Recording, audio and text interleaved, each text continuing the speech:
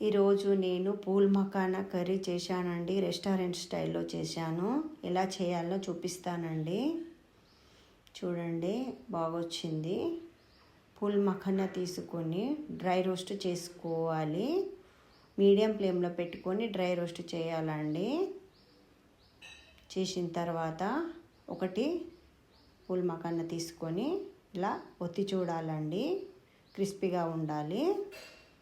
ఒక fry pan తీసుకొని కొద్దిగా ఆయిల్ వేసుకొని ఒక బిర్యానీ ఆకు వేసుకోవాలి, దాల్చిన చెక్క వేసుకోవాలి, లవంగాలు వేసుకోవాలి, విలాయచీలు వేసుకోవాలి, ఒక అనాస పువ్వు వేసుకొని ఫ్రై చేసుకోవాలండి. ఒక 7-8 వెల్లుల్లిపాయలు వేసుకోవాలి. ఒక చిన్నగా కట్ చేసిన ఆనియన్స్ వేసుకోవాలి, ఫ్రై చేసుకోవాలి. విడివిడిగా అయిపోయిన తర్వాత ఆనియన్స్ ఒక 3 టమాటోస్ వేసుకోవాలి. కట్ చేసిన టమాటోస్ వేసుకొని ఫ్రై చేసుకోవాలండి.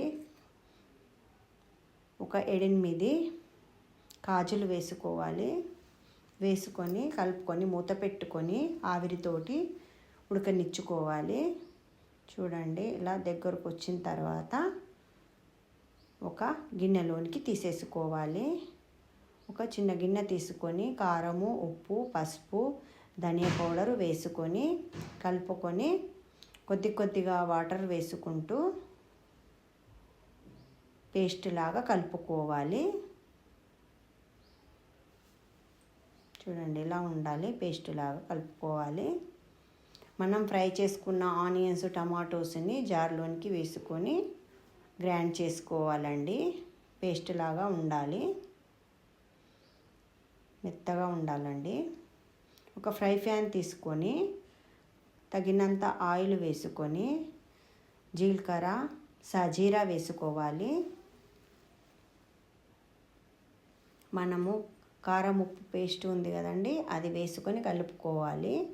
మనం పౌడర్స్ వేసుకున్నామనుకో కుంట వస్తుందండి. అందుకని వాటర్ పోసి మనం పేస్ట్ లాగా కలుపుకొని ఇందులో వేసుకుంటున్నాము.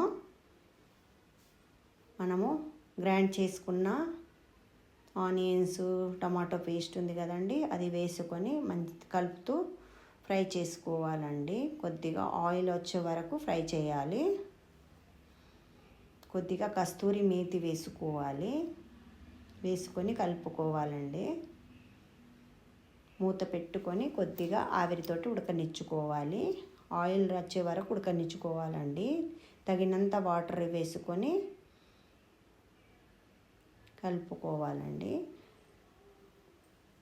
కొద్దిగా కొత్తిమీర వేసుకోవాలి. చూడండి, ఇలా ఉడికిన తర్వాత పూల్ మఖానా వేసుకొని కలుపుకొని కొద్దిగా మూత పెట్టుకొని కొద్దిగా సేపు ఉడకనిచ్చుకోవాలి. అయిపోయిందండి, ఇంతే. సర్వ్ చేసుకోవడమే. చూడండి ఎంత బాగా వచ్చిందో. రైస్కైనా, రోటీకైనా, చపాతీకైనా, బిర్యానీకైనా దేనితోని తిన్నా చాలా బాగుంటుందండి.